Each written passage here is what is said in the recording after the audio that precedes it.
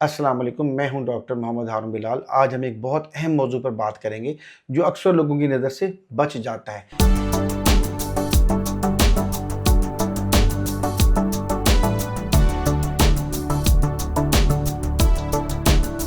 پیلیا یعنی جانڈس جب شروع ہوتا ہے تو جسم ہمیں پہلے ہی چھوٹے چھوٹے اشارے دینا شروع کر دیتا ہے، مگر بدقسمتی سے لوگ ان علامات کو عام کمزوری یا تھکن سمجھ کر نظر انداز کر دیتے ہیں۔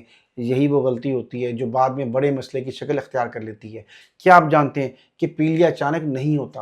جسم ہمیں پہلے ہی وارننگ دیتا ہے، بس ہم اسے سمجھ نہیں پاتے۔ زیادہ تر مریض تب ڈاکٹر کے پاس آتے ہیں جب آنکھیں واضح طور پہ پیلی ہو جاتی ہیں، لیکن اصل مسئلہ یہ ہے کہ بیماری اس سے پہلے ہی جسم میں شروع ہو چکی ہوتی ہے۔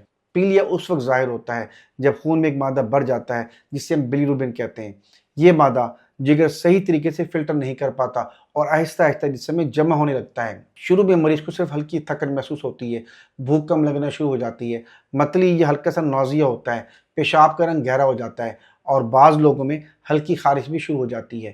یہ وہ علامات ہیں جنہیں اکثر لوگ عام مسئلہ سمجھ کر چھوڑ دیتے ہیں۔ اسے ایسے سمجھیں جیسے گھر میں بجلی کا مسئلہ شروع ہو رہا ہو۔ شروع میں صرف لائٹس ہلکی جھلملاتی ہیں، اگر آپ اگنور کریں تو پورا سسٹم بند ہو جاتا ہے۔ بالکل اسی طرح جسم بھی پہلے چھوٹے چھوٹے سگنل دیتا ہے۔ اگر ان ابتدائی علامات کو نظر انداز کیا جائے تو کچھ دن یا ہفتوں میں آنکھیں پیلی ہو جاتی ہیں اور بیماری جگر کے مزید نقصان یا انفیکشن کی طرف جا سکتی ہے۔ اگر تھکن کے ساتھ بھوک کم ہو، پیشاب گہرا پیلا ہو یا جسم میں غیر معمولی تبدیلی آئے تو فوراً ڈاکٹر سے رجوع کریں۔ صاف پانی استعمال کریں اور غیر محفوظ کھانوں سے پرہیز کریں۔